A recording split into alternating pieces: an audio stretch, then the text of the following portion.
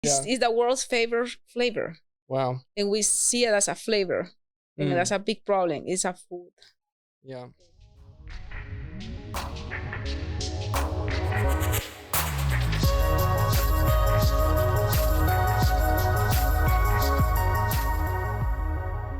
Hello and welcome to the Proclamation Podcast. My name is Luke Nolan. I am your host today, and we are here with Karla McNiel. Thank you for inviting me. Thank you for being here. Yeah. I think that to explain to everybody who you are, we have to start with chocolate. Yes. So tell me what you do and the role that chocolate plays in our relationship. So I'm the founder of Crew Chocolate, and Luke is our first supporter of Crew Chocolate. I always forget that. Yeah, you guys say that. You were the first customer. We still had that $1 bill that you gave us. That's awesome. For cacao beans in our house frame. So I founded Crew Chocolate, so awesome. And we make chocolate at home in Roseville right now. So bring cacao from Central America, do the whole process, bean to bar, and provide chocolates for brewers, coffee shops, bars, and you can find us here in Foursquare. Do you prefer a certain type of customer? Like, who's your favorite kind of customer? Because like we sell drip coffee and lattes and mochas and stuff, but every barista, they kind of have like the type of customer that they like to serve. Who's that for you? You know, it's funny because what I realize now that my favorite customer is the customer that comes because they already done the research. They already find you. They have found us. Then before we were like looking, and emailing people, and that did not went well. It doesn't work out, because the way people see chocolate is different. So now we just plus people are like, oh, they're trying to sell me something. Exactly. Yeah. So it's so nice when people come and they already know who you are, or referrals. But we like customers that are very technical about what they do. That they really dig into their ingredients. And, oh wow. And we get a lot of those with the brewers. Those guys are. Oh my God. They're scientists. They're buzzed scientists. Yeah. Yeah. So awesome. I love working with them because they really push you too. Like, we want this type of flavor profile, and the one that you gave me last time, it was a little bit here and there, and you're like, oh yeah, I'll try to figure that out and go research what I did. So they really keep on making us better. And I'm realizing as we're talking that a lot of people probably have no idea what we're talking about. Who is brewing what? So the brewers, especially here around Sacramento, because it's so hot, we have so many brewers. They make craft beers, and they use cacao nibs, which is a part of the cacao. I don't think people realize that beer is like getting so artisan, and that people are seeking you out to put your cacao in the beer. And the beers, and then they brew it, and that's mostly for stouts and porters, more like the dark beers that you see. For the winter. And now it's like the pastry chef kind of style beers, which is when you have vanilla or ice cream. I think because people was thinking of stouts and porters more like a winter heavy beer only. Gotcha. But now in the summer you call them pastry beers, and now you got a whole new market. Yeah, you have a new market, and now you can have a chocolate, vanilla, orange peel on spring with lavender. I think Katie's favorite beer right now probably falls into that category. Excuse me. It's called Powdered Toast Man. It's from Out of Bounds. And it literally has a powdered toast person on the front. They put eyes to him, and he's like a superhero, but he's a piece of French toast. Yeah. They get super creative with those flavors. So I love the labels. I think I'm more attracted to the label. I'm like the guy who goes to the store to buy wine, and I'm looking at the labels. Yeah. So I'm a sucker for good labels. I do that too, and I often wonder like what part of me is the business, right, and doing chocolate, and what will a regular consumer do? So it's always like, okay, how would this just put my normal brain, my consumer brain in what is it just attractive? Enjoy it. Because then I think once as a maker, you had some type of prejudgments that you go for it, and you start seeing what the brand is, what they stand for, and all that plays into it, and what you think looks good or not. But I think the consumer mind is completely different. I recently had that experience because I went to a coffee shop called Scorpio Coffee. Shout out to Sam and his crew. Amazing beautiful coffee shop. Yeah. But what I saw on Instagram, I knew was like not exactly the way the shop was going to be, you know, because I'm a coffee shop owner. So I know that what people choose to post isn't really the heart or like isn't the most artisan part of the shop, but it's the flashy stuff, you know, the cool lights and the awesome espresso machine, that kind of stuff always gets featured. But the people usually don't get featured, you know. Nobody comes and takes a picture of the owner and says, "Oh, I saw the owner of Foursquare today."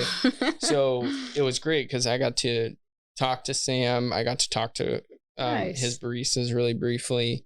And I could just see like the camaraderie that they have there and that they're all like working hard and trying to make the best of things through COVID. And at the same time, they were still under these beautiful lights and working on this beautiful machine, and everything that you see on Instagram is there. But you really get to experience it face to face is a totally different thing. And you see different things as a business owner and as a consumer than you would in your own business, you know, making your own product. Yeah, no, I go to shops and you see the floors, you know, how clean they are. You see that waste, you see other things. It's like, seriously. Oh my God, I wish I could just go and enjoy a coffee or a chocolate or something, but like it's the price. Yeah, it's the price you have to pay. We just had a meeting, a store meeting, and the manager was telling the rest of the staff, like, hey, when I go to shops, I'm looking around for dirty corners and dirty windows, and like, you guys really got to be on that. So it is hard though when you want to just enjoy it. You're like, don't look at the price, don't look at, you know, don't let the server ruin it for me or the ambiance, but just enjoy the experience. Yeah. Katie gets driven crazy by me because I'm always like, we should start a business like this because we could do it better than these people. And then she's like, nope. Once you're on it, you realize it's not that easy. Whatever people are doing, that's something I learned. Yeah, you think you can do it, and then it's like, no, you know, everything is learned. And it takes time to learn it too. Did you ever think that your business would grow as much as it has? Quite honestly, because I come from a very industrial mindset, my vision of crew would have been already, was huge, like huge machine, because I studied industrial engineering. I was working for a big factory. So it's been an interesting journey for me to settle into that artisan and appreciate that. Gotcha. Because so you're kind of going the opposite direction. Yes. So you're getting more artisan from an industrial place. Yes. Wow. And learn to appreciate that, because I was taught that was it's not efficient, it's not this, you know, and you know, I grew up around farms and farmers, and my family are farmers. So to me, there was this urge to like study and do something big, become industrial, grow, you know, that's where the money is. Don't do these artisan things that my whole family has been doing forever, you know, because we're taught that is just how poor people live, or you don't have time to dedicate to art, or so it's been interesting to adjust, and it's been beautiful. Now I'm like, oh my God, I couldn't ask something else. But even for my family, like, I feel like I just, like, last month, my grandma finally called me and say, oh my God, I pray for your business to do well. Because it's been 6 years, like, I'm praying for God to give you a good job. She said that before? Yeah, it's like constantly this, like, in my brother's student, like, okay, you still selling chocolate? Because selling chocolate there is like, it's a lady totally on the streets, you know, with a tub, making drinks and serving it to people, which we do that here too. You know, we go to markets. Before COVID, we're doing markets and feeding people, and but it's seen different. Yeah. Even though it's the majority, everybody's an artisan there. Everything is handmade and stuff. Well, yeah, it's like if you go to a developing country and you go visit a blacksmith, you're like, well, that's probably a really rough job working with metal, building railroad spikes or whatever. But if you're a blacksmith in Roseville, California, you're a hipster and you're really cool. So it's a totally different perception of the exact same craft. Yeah, yeah. I think people forget that is like that we're all in like very different places, and that, you know, you can't judge somebody just by what they do, but how much joy it gives them and how much peace their family has because of what they do. And be honest to ourselves into what makes us happy too, because we had these ideas of who we want to be, from childhood, what we were taught to become. And then I realized, there are food in the kitchen, cooking, the machine's going, kids happy. Yeah. That's it. Don't need a Ferrari in the driveway. Yeah, I need to have a giant factory. Yeah. Yeah, and I remember my first boss always saying, because when I worked for him, he only had 2 employees, one other guy and me. And, I asked him, have you ever thought about growing this? Because I could see the potential, because he would turn away work because we were too busy with just 3 people. And he said, I did that when I was younger. I had 15 guys, and there's just more money, more problems, more headaches, less sleep at night, and I'm just happy with the way things are. Yeah. And he always seemed to have enough, and his family was provided for. He just told me the other day he paid off his house. Beautiful. So it's just like, he didn't do it when he was 30, but he's in his early 60s, and he's finding contentment. Beautiful. And I think a lot of people are like, I'm 30 and I need to have everything done. Yeah. And that's going to lead to a lot of unhappiness. And I think the power of choice, right?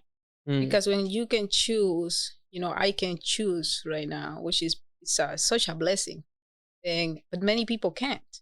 And many people are, even in the other spectrum too, that you are put up to become this thing, a senator or something, that you need to follow into certain family, or you don't get any choice, you don't get any options, and you're forever going to be selling, something handmade and working 12 hours a day. So I think that it's nice that we get to choose that, and that's where the joy comes, that we decide that. It's not so much about what to do, but the ability of humans to add options and to have the environment that supports that. Absolutely. What's your first memory of chocolate? My first memory of chocolate. We usually ask people coffee, but we have to. We could talk about coffee afterwards. But well, for me, it's because chocolate for us is a cacao and corn drink, so it's not like what you think chocolate is. Explain that to people. What is it? What does it look like? Where does it come from? A little bit. So chocolate means bitter water. So chocolate is literally a drink, and chocolate was a cacao drink recipe from. For people that don't know, chocolate was created in Mesoamerica, which is southern Mexico, Guatemala, El Salvador, Honduras. Those are the places where the Mayan people invented chocolate. Gotcha. And they invented it as a tablet that you will mix with water and create drinks. So chocolate on itself is a recipe of a cacao drink. And the plant is native to that area. The plant is actually native to South America, by the Amazon basin, but people has always been migrating and trading with each other. In cacao, when it made it there, it became cultivated. So they were the first one to cultivate it. So everybody else was just grabbing it out of the wild. It's still, it's still a lot of wild cacao in South America. And people had dedicated their life to other crops. But in Central America, it was cacao and corn were the main staple foods. So over there, chocolate is a cacao-based recipe. So I always tell to people, it's like when you go to Central America and you ask for a Coke, they'll ask you, can I have a Coke? What Coke you want? I want a Sprite. Or, hey, bring me a pair of Levi's. Oh, gotcha. What pair of Levi's you want? Bring me Wrangler or whatever, because certain brands become that umbrella, right? That's interesting. So that's what chocolate was. Yeah. But it's a recipe that has a lot of cacao, honey, roses, and it was the one that was mostly used for rituals.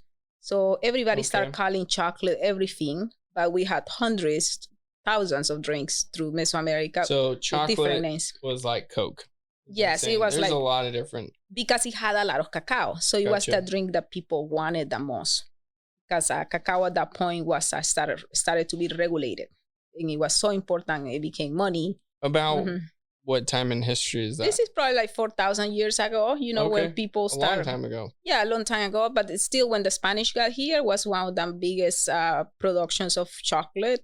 And that's actually when people think chocolate started becoming chocolate, because it became one of the first crops to be exported to Europe. Gotcha. So, anyway, so for me, chocolate is a corn and cacao powder that we will bring to a farm. My grandpa had like cows, and you put it in a bowl and you through teaspoons, and then you go to the cow's teeth and you just like, wow. And it's warm and it's foamy, and then you as a kid. You mix it, or you just leave it? Yeah, you just mix, because it comes with pressure. If you ever milk cacao, it's a and it creates that.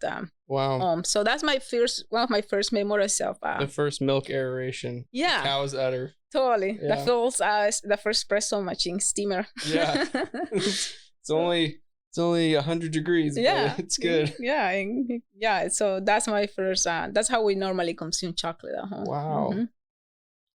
That's crazy. So was the corn dried? It's roasted and ground. Mm-hmm. Okay. So and then mixed with cacao. Mm-hmm. Wow. Yeah. And you put spices. Every town has its own recipe. It's very complex, and whatever type of corn you use, like the one we used was cow pinol, which is very traditional in the Nicaragua area. Because I'm like 5 minutes away from Nicaragua. Yeah. So you're on the southern border of Honduras. So okay. 5 minutes away from the borders of Nicaragua. Wow. So that's I would say that's the drink of the region. But if you go like 1 hour later, then you're using corn that has been nixtamalized. So it's a wet corn. Gotcha. It's not roasted. It's different.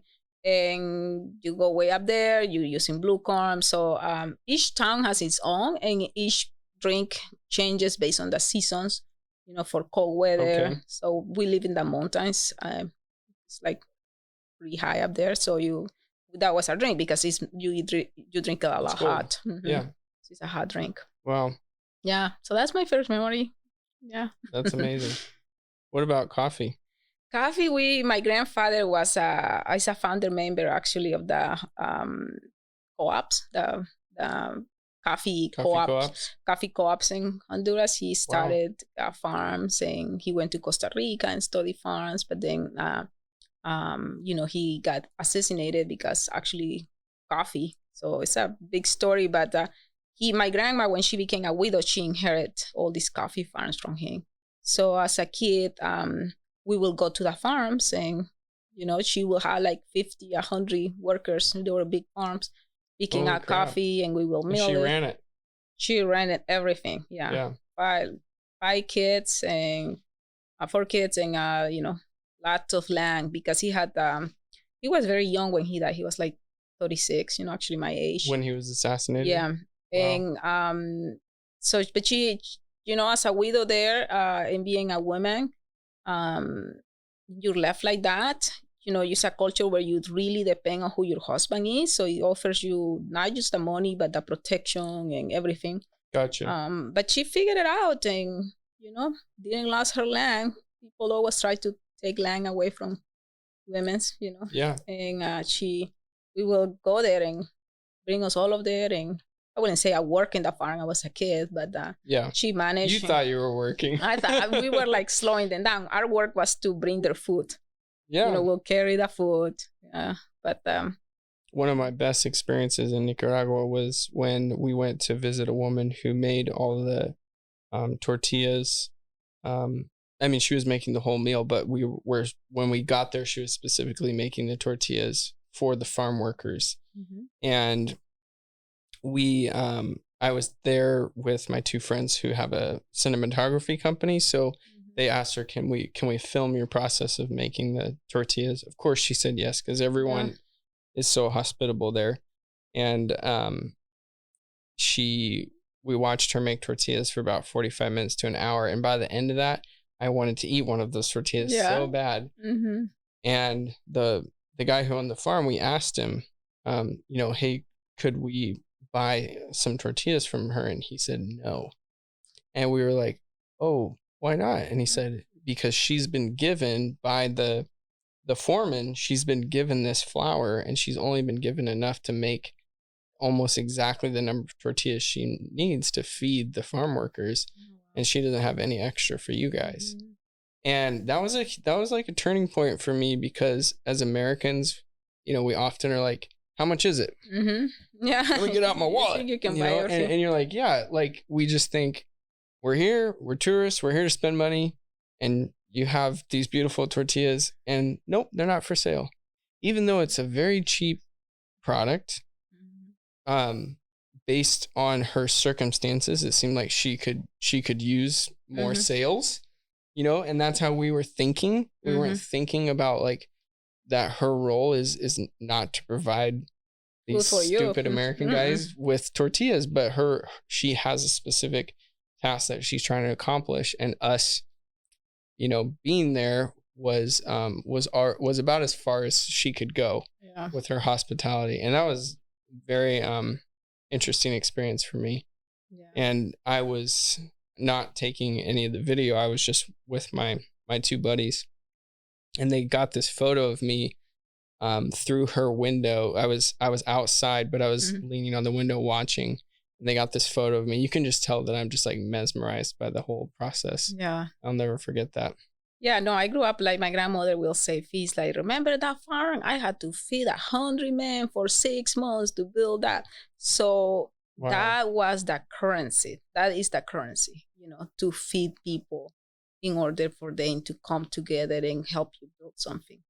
And I think that's just very powerful because it creates a different narrative for women's, right? Because for you it was a poor woman making tortillas in your eyes, but that was when I showed up. That was my assessment. Yeah, but I think there is a lot of the women's, and everybody can learn from that. And it's like, as a woman, feeding other people is so much power, and it can bring so much for our own households too. It can build so much. Like right now that we're thinking, opening a place, it's like I still have this mentality. It's like, okay, I know this so many people. It's like I feel like I am with you. I'm gonna invite you and work for me. I'm gonna make you an amazing meal. Yeah. And the truth is that when people love to come together and work, and if they're well fed, they're happy, and that is such a metric of happiness and wealth too. So this person who I'm about to tell a story about may be embarrassed, but I won't use their name. I recently was asked to help someone move. And a couple of my friends were also invited, and we were very happy to help this person. In fact, we encouraged them to ask for help because we knew they needed help. Well, there was a very weird situation with the outgoing landlord and the new landlord where they were moving to. And we asked this girl, hey, when do you need us to be there? Yada, yada. And she was embarrassed because she'd been put in an awkward situation where she actually couldn't be there when her stuff needed to be moved. And so we said, hey, no problem. We want to bless you. We want to help you. We're going to show up with our trailer. Her roommate unlocked the door for us. And we said, we're going to move all your stuff. Don't worry about it. We'll see you when you get back. We said, the only thing we ask is, could you just leave some beer in the fridge? Do you think there was beer in the fridge when we got there? There was no beer. And so we were texting her, sending her pictures of her empty fridge, giving her a really hard time.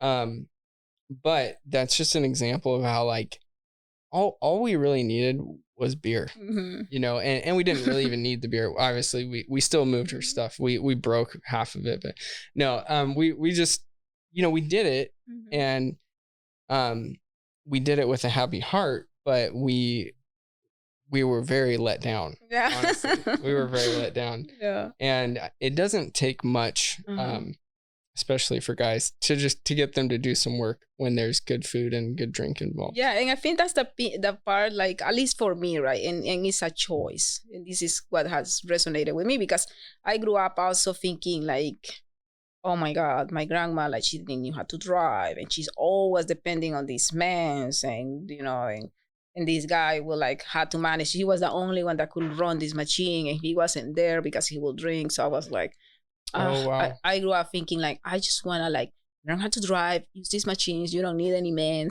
with that mentality of, like, just feeling so oppressed because she couldn't do anything because she depended on all these people. Yeah. But in at that time, I was like, I thought it, like, so present.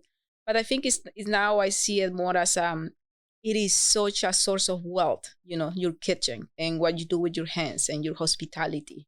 It is such a source of wealth.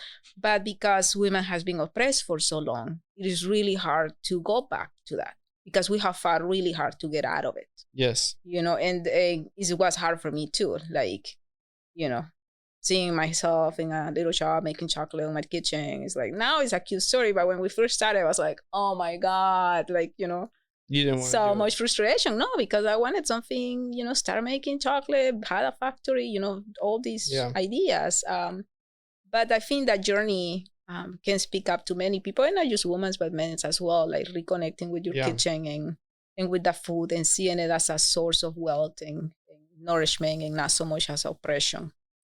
But it comes to choice, you know. When you have a choice, you can see it that way. But when you are a woman, you know, your job is going to be to be in a kitchen forever. You're not going to see that. Yeah. So if you don't want to answer this question, that's okay. But I think that a lot of people listening don't understand what you mean by when you say that there was oppression for women. Would you mind expanding on what I mean that oppression means? in the roles that we expect women to do, you know, like feed the kids, feed the husband, house the house. And that's very prominent a lot in Latin America too, from an outsider's perspective. But from sometimes when you go there, you see there is a source of pride on the woman in doing that. But it comes down to the source of to having that option as well. And I think here for women here in the U.S., so it's sort of like if the option is there, then yes, be proud of it. But if the option's not there, it's oppressive. Yeah, exactly. And it's the same here too, you know. And I think even here it plays out different, where women's, you know, we are put up in these jobs where, you know, you bring your kid to daycare at 8 and work, and then you get phone calls in the middle of the night, and it's just so where you're not allowed to have space in a kitchen and nourishment and stuff. It becomes oppressive as well because there is not a choice. But I think like reconnecting to the kitchen, there is so much liberation that we can find, and rethinking that. Because we live in a system where everything that has to do with women's roles, or what people consider women's role, is denigrated. You know, it's oppressive. Think about how you see a nurse based on how you see a doctor. You know, how you see a cook. You know, how you see the chef. Right, big differences. And so I just think, like, you know, let's rethink the chef couldn't do his job without that dishwasher. Yeah, all that. So and without that cook, and without that garmonier, and without the other guy, all those people behind him make it possible. Yeah, so there is a different ways of seeing the woman's work and seeing the men's work. Yeah, I used to work at Nick's Taco. You're familiar? Love Chef Patricio, and I find doing dishes very cathartic. It just puts me at peace. I can think about things. It's not like you need to go fast, but it's not like a high pressure job. I mean, maybe for some people it is. Maybe if the chef's yelling at you, "Get me my plates." But there it was not. And I would often, when there was downtime, sometimes I would stay late. You know, we were there at day one when they opened, and so we just loved working there and had a passion for working there. And I was on the line, and often I was expo when Patricio had to step out because he's the owner. You know, everybody wants to talk to him. Everyone wants to come stand at our table for 45 minutes. And he's like, I got a restaurant to run. But I'd step in for him at the expo station, and those are considered the higher positions. And so I would get found in the dish room doing dishes, and they're like, what are you doing back here? You don't have to do that. Like, that's beneath you. And I'm like, not for me. You know, like, I love it. I'll go clean the bathroom, whatever's needed. But yeah, we often like stick certain types of people or genders or classes. We stick them in certain roles, and we say that's only for those people. And one thing I really appreciate about my in-laws, my wife's parents, they built their whole house around the kitchen, and everyone participates. And yeah, you know, sometimes one person ends up always doing that one job, but usually it's because they're the best at it. Not because everyone expects them to. Like her dad's always the barbecue guy. But her mom can run that thing too. You know, and but their whole house revolves around like the hospitality of the kitchen, and I think and they built that house custom to be that way. I think it's really awesome. Yeah, and if we see roles as a way of what people like to do and bring joy, right? Like, you know, he likes barbecuing, and part of loving him is letting him barbecue. but it doesn't mean like he's done and he has to barbecue. Yeah, so totally. I've been getting back into barbecuing lately, and I've noticed on Instagram some of my friends are getting back into barbecuing, and a lot of what I love about barbecuing is the experience and the hospitality of standing around the barbecue and popping a soda and talking about the weather and just enjoying life, just relaxing outside. And so people will like see my Instagram post and they'll be like, you should barbecue more. You should start a barbecue joint. And I'm like, and so that brought up a question I wanted to ask you is like, how much of what you loved about chocolate and the process of making chocolate, how much of that, was like something, is it something that you like knew how to do and it was out there and so you brought it home, or was it like something at home and you've scaled it into something that you're now putting out there? And we were having this discussion with Eddie because it's two ways, right? You had Eddie, how he did it, what his journey is and my journey. Mm-hmm. But for me, it's like we learned it to pan roast, it was from home. But I everything, peel the cacao by hand, everything like that, right? Do the stone grind. So wild. So I had that knowledge within me, But I also had the idea of, in the knowledge too, through engineering of how manufacturing process work. Gotcha. So you have those two. So I don't know. I feel like and that's the thing, when you learn the basics, when you learn the roasting and what fire means and what the points of all that, all that, the profiles that you need, and you learn those basics at home, it's so easy to replicate in a machine if you had the knowledge of the machines. Gotcha. So I think a little bit of both, what I learned at home gave me those principles to like now see machines and equipment, and then learning that equipment and stuff helped me bring it home, because then you realize, well, why do you need this machine? Oh, it's because, you had to put it from one tank to another one. So now you had to add soil lecithin and you had to add all this stuff. So it's a combination, I think. Gotcha. Yeah, I think it's really hard when people love doing something at home and then everyone pushes them to do it commercially. Yeah. And they're like, I just want to make my own chocolate. I just want to make my own coffee. And actually, I didn't have a very good coffee setup at my house until COVID. Yeah. Because I just came here every day and had coffee here, and during COVID, and because we had a baby, and I said, I'm not going to go to the coffee shop for a month. I'm going to take this time, focus on my new little person and my wife, and helping her heal. And we just had an amazing time. But I was like, I got to get coffee set up at home, because if I don't have coffee for a month, I'll be dead. Yeah. So I finally got a good setup. Yeah. Yeah. I think it's hard when your passion becomes your job. Mm-hmm. Well, you have to find the passion on the job, and keep the choice open and know what's important to you. Like for me, it's like something I don't want to do is like, work with people that you don't relate with, or like people that are too pushy or people that expect certain ways. It's like we had the choice to say no. So you're responsible of what you create. Yeah. Because as long as your choices are there, you're responsible. You decide what customers you serve. You decide what to put in your menu. You decide that. So, but it's interesting. Eddie sees it, and I don't know if I don't. To me, it's like, my job is my passion. Like, I don't see the separation, and I don't feel like I need a hobby. But some people, I don't know. I can't speak of that. I actually learned from my mom that I would be a workaholic in a sense. Not when people say workaholic, in their mind, they see something different than what I am. And so do I. If someone says Karla's a workaholic, I view you, that you like put work before everybody else. That's what I think a workaholic is. So if someone told me you were a workaholic, I would think that, your family and your health and everything gets put aside for work. But what it means for me is that work is what I want to do when I don't have anything else to do.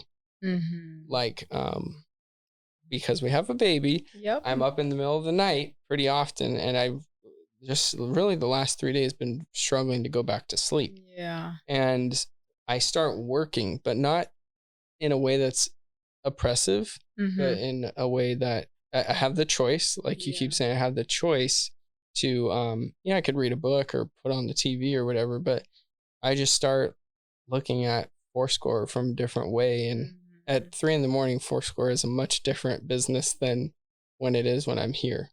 And so I come up with new ideas and I think about new things and what's really important to us.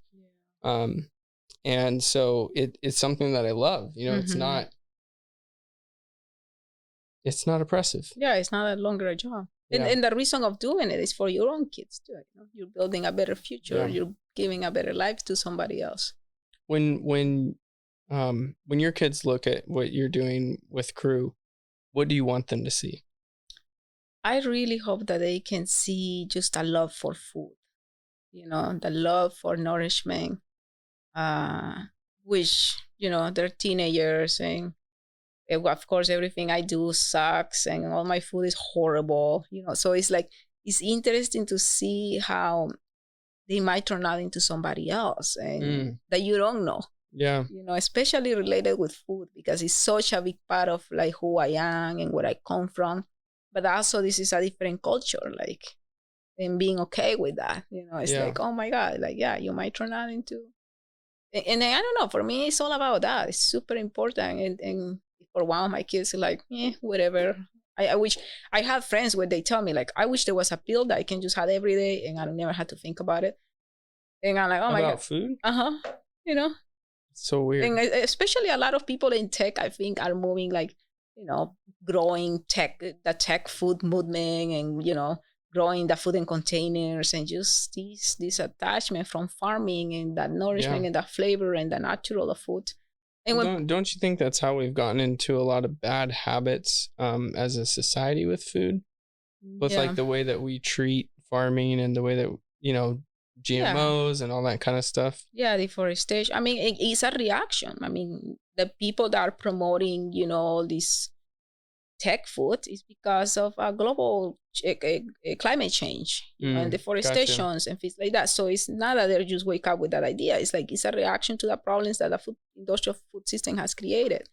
But when I hear them say like, oh, use a pill, you have all your nutrients or something, sounds funny. But I think like, when I think of my kid and the people that I'm around, it's like, I hope like food can be a big part of what makes them happy. Yeah. In a healthy way.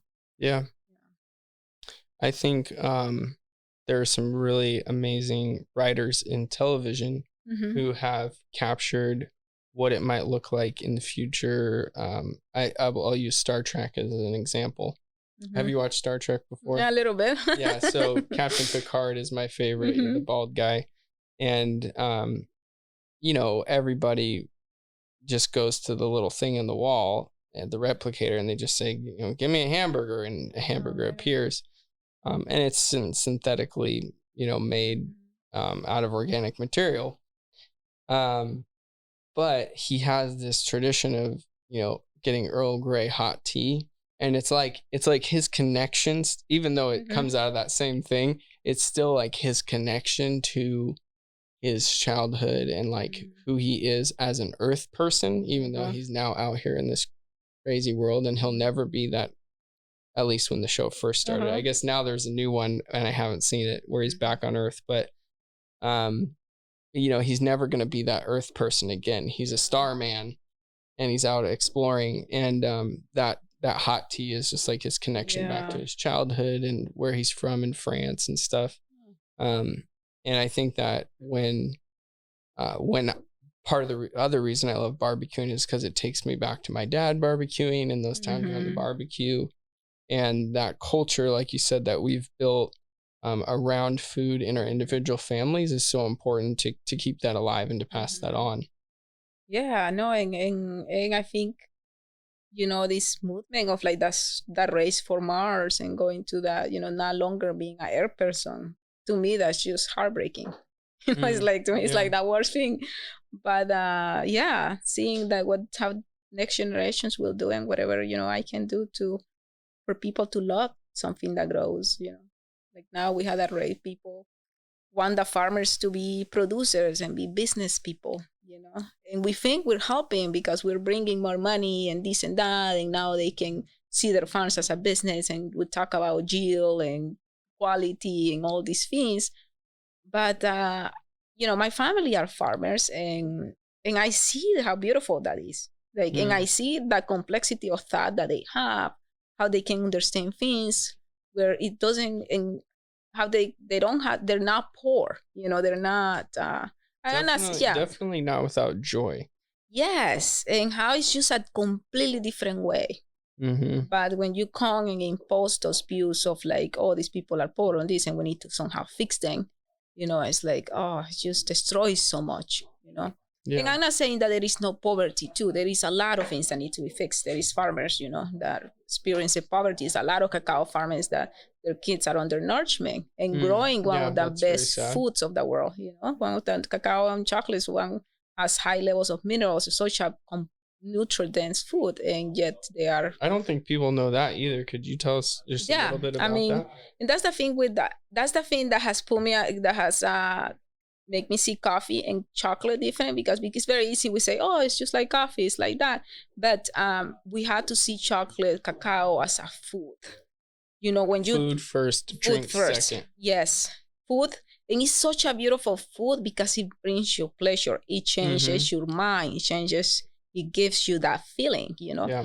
And no other foods do that, because coffee doesn't have nutritional, value to it. Right. And it does give you all that. All you're doing is getting caffeine. Yeah. And I think humans, we need both. Yeah. We need not many calories. Yeah. Same with tea, Yeah. Same even with beer, all these mind-altering things that we do, tobacco, all the things that have helped us live through life as humans. We do need a little help, of plants absolutely. At some level. And I need help. Yeah. And chocolate is one of those that gives you both. Wow. It's like about 20% protein, has a lot of fiber, 50% cocoa. 20% protein. Yeah, pure cacao beans about 20% protein. So it's has fiber, it's the highest sources of magnesium. Can I place an order after this podcast? Yeah. Okay.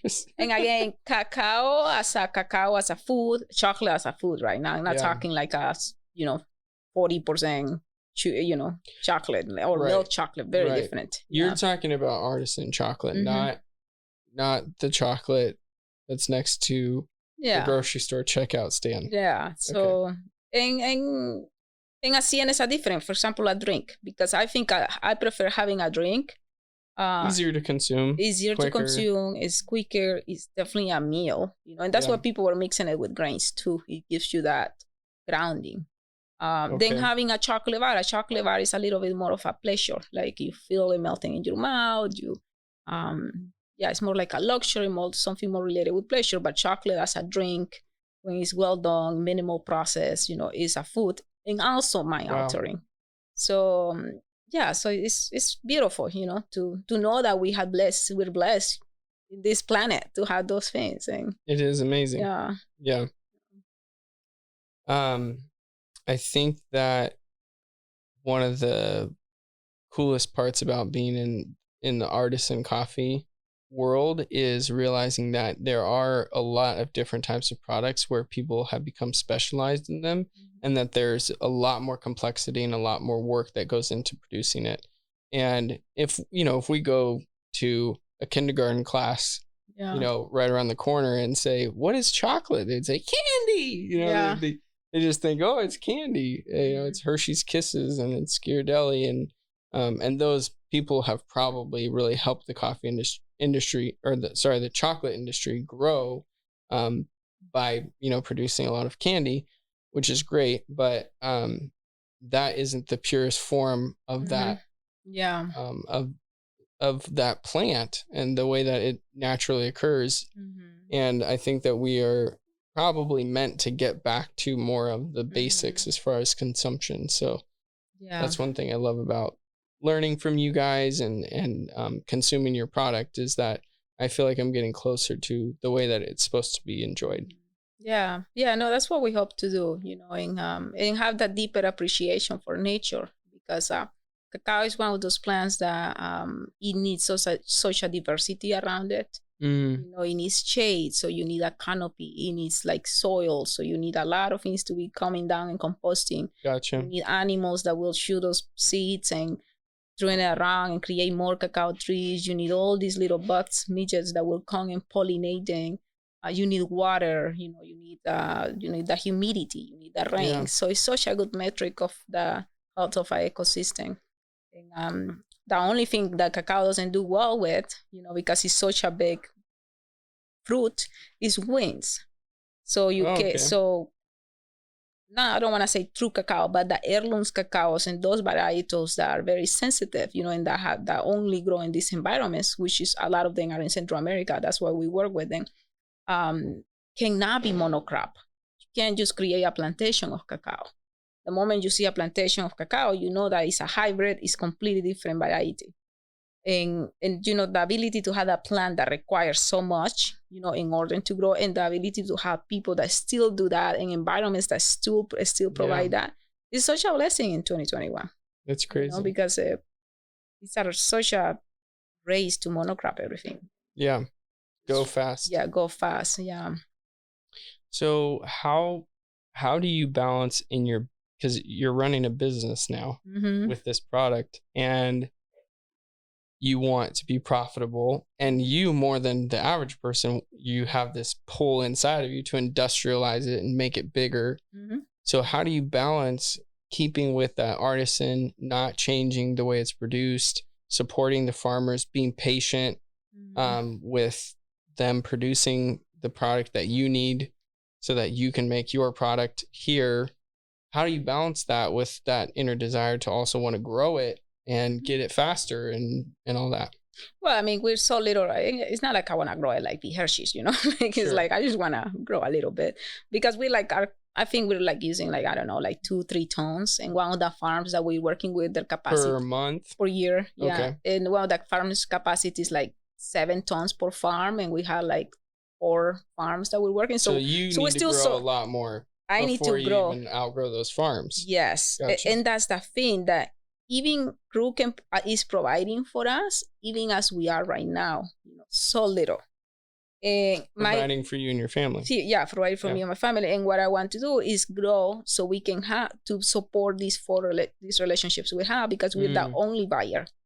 So, and I know how good it is for me. From all those farms? Yes. You're the only buyer? Yes. Like for 3 of them, yeah. Wow. And so it's a responsibility the rest of their product? They sell it locally, in country? Locally. And that's the thing. Industrial chocolate cannot work for these farms, you know. It can't. Right. And there is a lot of people like that. So if more artisans were to work directly and create this, it will promote these systems. But if we don't, you know, people will end up cutting everything, planting something else, or selling their land. Big company buys it, gets a big monocrop. So yeah, we do need to want to grow, but to a level where we can have these good partnerships, because I had customers that, you know, represent 25% of my sales, and like, oh, that's a blessing to have a huge customer. It's like, what do they buy? Drinks. Yeah. Wow. A lot of the cacao, drinks and bars. And same with the brewers. They're a big chunk of our business too, with the nibs and as an industry and stuff.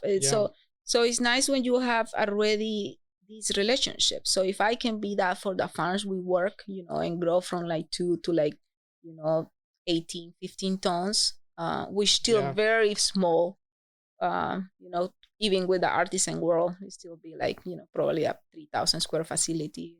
It's not that big. That's where we want to go. But I feel like sustainable business is good business. And that's what people have to understand.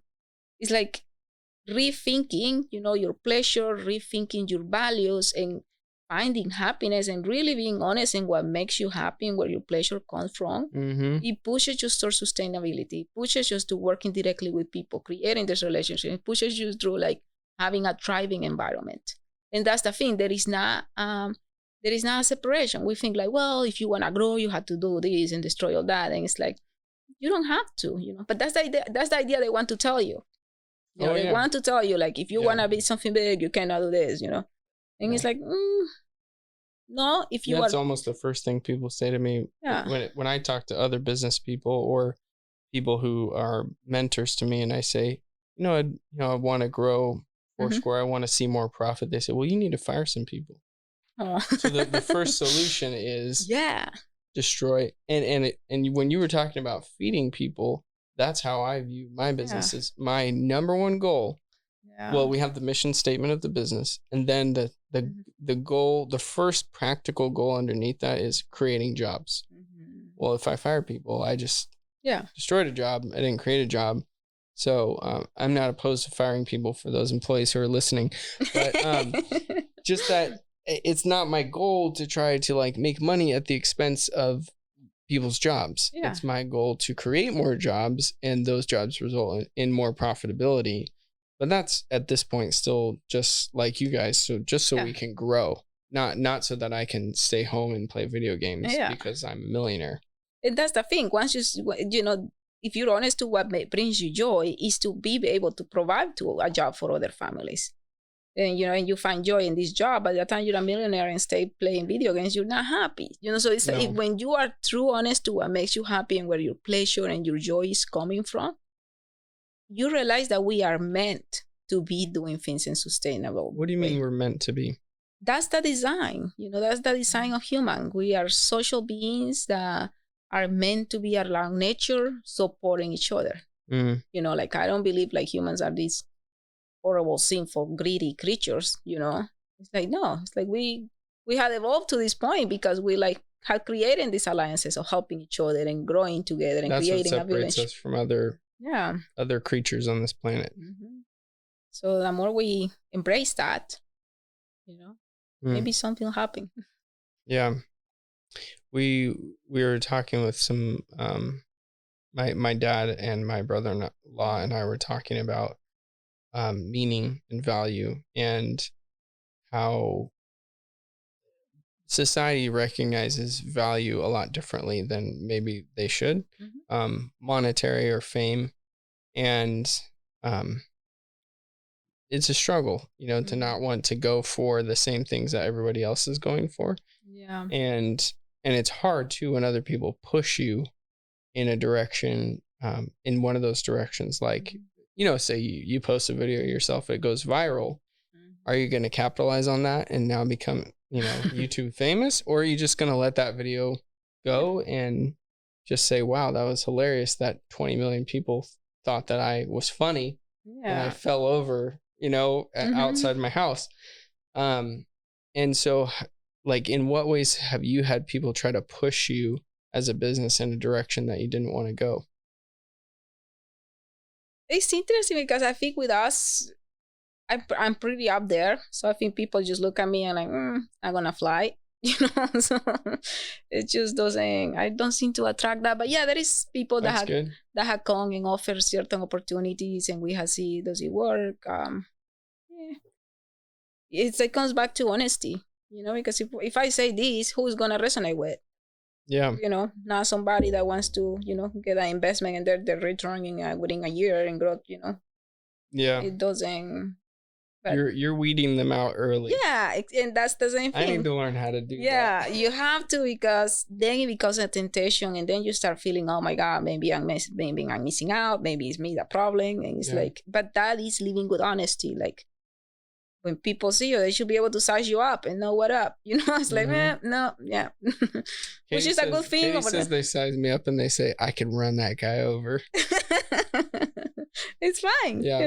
There is beautiful. I have a problem with it, inviting a lot of conversations like that. Mm-hmm. And at the end of the day, I stop them and I don't let them take over my business. But I like ideas and I kind of want to do everybody's idea. I want to help. I want to be a part of everything. But at the end of the day, you got to focus on what your main thing is.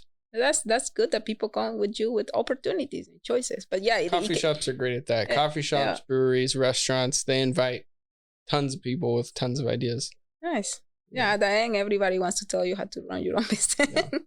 You'll see when you get your retail space. Yeah. Yeah. No, it's a good problem. Mm-hmm. It's a very good problem. Let's see. I wanted to ask you something else. Oh, Foursquare. Mm-hmm.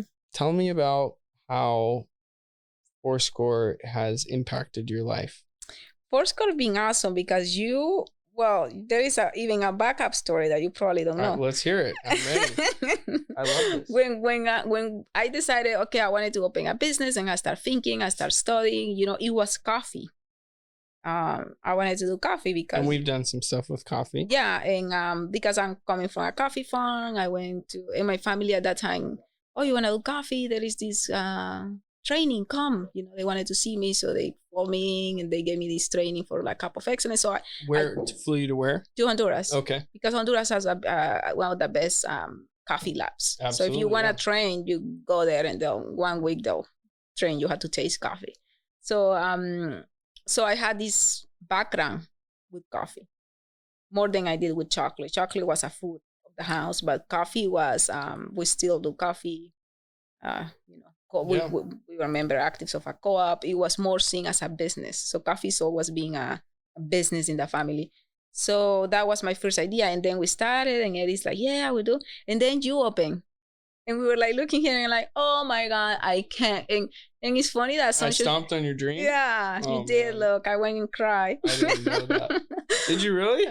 Well, because we wanted to open in Roseville. Oh my gosh, I feel terrible. No, but you've been such a good friend of ours, and I knew that I was like, oh my God, a coffee shop downtown Roseville is like a whole... You can buy it if you want. No, thank you. And it's for sale. Yeah. No, I'm kidding. And so we were like, and then when you open, like, oh man, but we learn a lot that you make assumptions that are not real, right? Because how many coffee shops have opened since you opened? So there's still space. Many. Yeah. I think, there's, we thought, oh my God, coffee is so saturated. So that was my first, but you were friends with Eddie way before you opening. He knew you, and it's my dream to open not my real dream, but it would be really awesome to open a Fourscore where Eddie and I met, which was Starbucks that I worked at. And I won't say where, but like, I don't know. Yeah, if they ever leave, I will be first in line. Nice. At that complex to rent that space. It'd be really cool. Yeah. So then redemption. So then we were like, oh man, there is no space for us. It's already open, which is such a bad assumption, But so then we start looking at like chocolate. So like, oh, okay, what can I say? Like, let's do chocolate. Oh, because that time my mom came and we started making chocolate by hand, and Eddie saw, and I'm like, oh my God, I can't believe nobody knows how to make chocolate by hand. So ridiculous. I just didn't knew that people didn't know. And but then with Fourscore, you were our first customer. The first time we roasted, we will come here. This has been our local coffee shop. The mocha that sells here, it's always been such a good relationship, and we've done a couple of events here too. It's just amazing, to have this relationship where you grow together. We kind of had started our own ventures together, and how they complement with each other. Yes. Even with the brewers too. I think you were the first one to refer us to a brewery.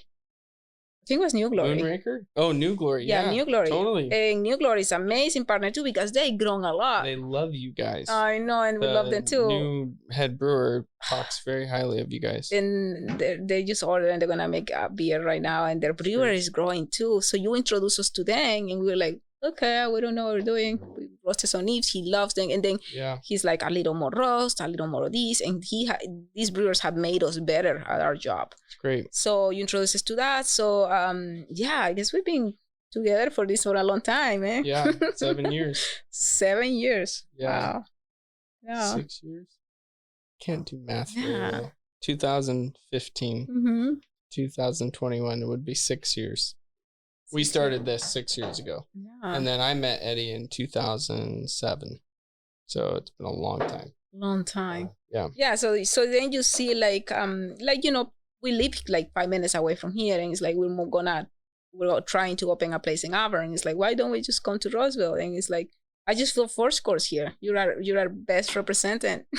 Yeah. So it's like and I see it that way. I feel like you have to be respectful of where other people are doing their dream, and you have to find your territory and the people around you, and not just respectful of the people, but of the place too.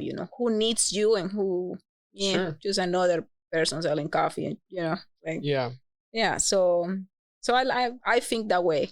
Like right here where we're at, there's 7 bars, right? Walking distance from here. And there's more on the other side of the railroad tracks. And, people could open another bar, but it would just be too many. But bars is different because when you're in a bar, you want to go to one, then to the other, That's true. You do a caravan of beers. But with a coffee shop... I did that with coffee once, and I got very sick. Yeah. And I had 8 espressos in San Francisco. Yeah. So too bad. Don't do that. No, but I think that coffee is a space of the community too. Yeah. It's not you just selling coffee. It's like, no, you're selling conversations and community. And you're nourishing that space. Yeah. So I think you do a great job that here. Thank you. And, other people doing in other places. So that's why for me it's being like, where do we go? Where are we called to be? And, so far happening. So we'll see how it goes. Yeah. You say a lot of things, like when you just said called to be, you say a lot of things that show that you're guided by like an inner voice that's bigger than yourself. And I think that's really awesome. Oh. Yeah. Yeah, I think it's more the environment, if you're listening to the land and what does this space need? What does this city needs or this? How would you encourage people who are listening to this to do that in their own lives? I think it starts with food, connect where your food comes from. Wow. Connect. Because we all have to eat. Yeah, you all have to eat. So you might as well start paying attention. And that's the thing that we don't recognize. And it's not that because we don't recognize it, it's not real. It is real, but we choose not to see it, or we were not taught to see it. But we don't recognize that when you are eating the food of a specific place, you are eating those stories, you are eating the energy of the place. That's what terroir is. People want to say, oh, it tastes here because it grew in France and the water. It's like, no, when you are eating the foods of these places and the people that are making it from you, you are a participant of this land, of this territory. Yeah. So recognizing that and starting connecting with that, you'll see that pretty soon you start realizing and asking, what is home? Where is my food coming from? Where is my water coming from? And connecting to that true sense of home. I think one of the only positives that came out of 2020 was that people recognized how much we are all interconnected and how the systems of our society are connected. Yeah. And how something that happens in Minneapolis can radiate across the country and affect everybody, even though, only one person was really involved, that it could radiate across the nation, and not everyone agrees with the result, let's be honest, but that one person's life could affect all of us. And that we quickly realized through COVID, because there were kind of two major things that happened in 2020. I think when we look back historically, and with COVID, we recognized that, hey, if everybody stops going to work in the restaurant industry, we won't have anybody to make food. And if these people stop, opening their doors, we won't have any place to buy this. Or if nobody goes to the water treatment facility and you're going to turn on the water spout and it's going to be dirty. And we didn't I don't think a lot of people realize that all that stuff is connected. We are, And that the people who do that work rely on the people who do that work, rely on the people who do that work. And like you said, we've come to this place as a human race where we really need each other and we need to understand each other. And I hope that because of 2020, people will understand each other better. And that's why we started the podcast, to understand other people better and to understand ourselves better, because we're still trying to figure that out. Yeah. So I hope that continues, and that people recognize the importance of appreciating people in other industries and people of other backgrounds. No, and that connection is important, but I think it's necessary to simplify, because when I'm making a smoothie and I'm putting 15 superfoods and powders into it, how am I going to connect with things that you cannot even pronounce the name? Yeah. So, but if you focus on one, start simplifying your diet too, which is kind of opposite of everything, right? Of diversity and stuff, but to connect with your feet, simplify it. Best advice I ever got is 5 things you like and just eat that. And it's like, and go deep into it. Learn where they come from, learn the makers, start growing them yourself. Yeah. Then we start seeing the connectivity, and then seeing how we relate to the land. And then as we develop that, then you can see other people that have, and creates that connection. And then the diversity comes. But I think sometimes you just have to go in deep and simple. And I think that when we are simplified and when we are honed into our craft and when we have consistency in our own lives, it actually brings peace to other people. Yes. Instead of saying, I got to be able to speak 12 languages and I got to use all the right words and be 100% up with the times. And I got to know everybody and what they're doing. And that doesn't help them at all.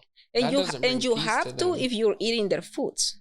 Sure. I'm not letting people out the hook. It's like, oh yeah, if you're putting 12 things, 12 superfoods coming from the Amazon and tropics across the world into your food, you better learn those languages, learn those people's stories, learn where they come from. Yeah. But good luck, Right. So simplify. But if you are taking so much from so many places, you have to. Otherwise, you don't find that connection. So for me, it helps the simplicity. It's like, okay, I know tortillas, I know chocolate, I know coffee and beans. Cheers. Yeah. That's it. When another story from Nicaragua, when we went there, we were with a group of a bunch of really young people. Mm-hmm. And it was a large group. And so the guy who was in charge, he had to find really big solutions for problems. It couldn't just be, get a taxi. No, we got to find a bus. We got to find a hotel that has a lot of rooms. Yeah. And so he ended up for most of the meals just getting like pizza. And I'm like, dude, we're in Nicaragua. We need what are we doing? And so luckily the guys that I was there with, because I was with two friends who were hired to film this group.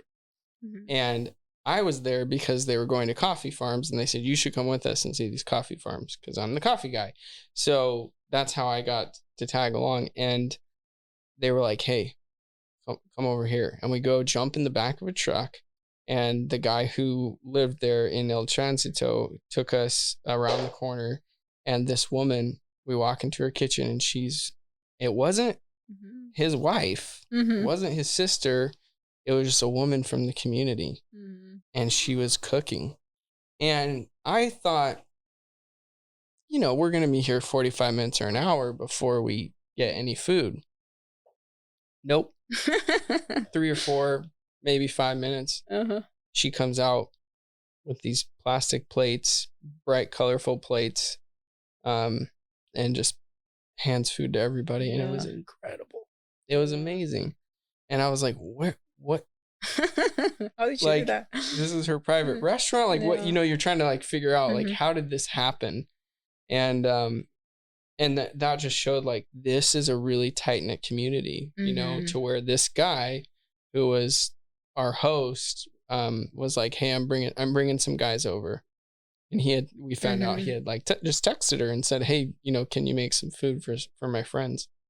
And then there we were. Yeah. And it was this is the community that all of those people aren't getting to experience because they're part of this giant group moving around. And we were fortunate enough to be that micro cell to just go over here and experience. This is the real community. And this is how people here are really living. Yeah. We were just sitting on buckets and logs out in her backyard, just eating food together. And the kids are running around and the dogs and the babies crawling around. And it was amazing. Nicaragua has the best food. They serve you a lot of food. We live they did serve a lot of food. So we're 5 minutes away. So with my family will go every Saturday. You go to Nicaragua, eat there, and fill your tank with gas there, and come back because their plates are cheaper gas, and doctors too. They had some, and at that time was relatively better than Honduras healthcare system, and and everything they do is big.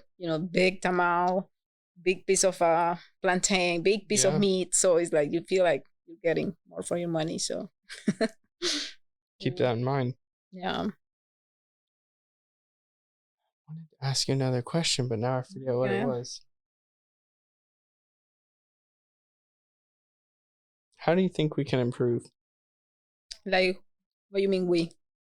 How can I get better? No, how do you think, because you were saying that we've kind of grown together, we have similar businesses, we're both concerned about similar problems and keeping the purity and the value. Yeah. So how do you think we can improve? As business? Or yourself. Just talk for yourself. How can you improve? I think what I'm learning right now, raising teenager kids is like, as much as I want to be an expert and, do things in a certain way, it's like life is more complicated than that. And it gives you like 3 balls at once, dealing with family, dealing with kids, COVID, business. So I think we had to, at least for me, it's like, I'm just never going to be perfect at anything. And be okay with it, like, sure. And I had all these things that I want to do and stuff, and like, might not happen, because right now this is important, and I'm trying to see my life like in 100 years, maybe when I'm 50, I'll be doing this. When I'm 60, I'll be doing something totally different. Given it time, because right now at the same time it's our age, because I feel like I'm this age right now where I'm young. I had ideas, and raising kids at the same time. It's like there is this energy and opportunities that you do want to build for the future. Mm-hmm. So I'm struggling with that. You gotta trust the future, because there is so many things that are important. Your kids are your priority, your business too, your family too, your community too, your practices or religion, whatever you do is too. So, I guess learning to balance and be okay with waiting. Yeah, be okay with what comes up. Like, it's not gonna be, you might never, never get that giant chain that you want. Sure. Yeah. Yeah. And what would you say to people who are struggling with patience in that area? Oh my God, I don't know. I struggle with that. Because then you feel horrible. You want to, I wake up and I'm like, I'm going to do this. And then you go to, and it's like 10 o'clock and you didn't do anything. And you think you didn't do anything, but obviously you were doing things. Doing a lot of stuff. You were doing a lot of things. So it's like we have to be realistic with our goals. And yeah, because I feel, and that's another thing, like I feel right now, everything depends on how much I can work. I think, and maybe that's a false view, that everything depends on like what I can do.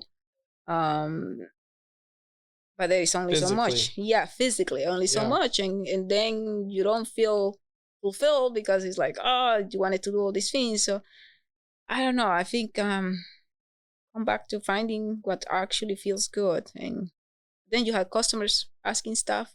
Yeah.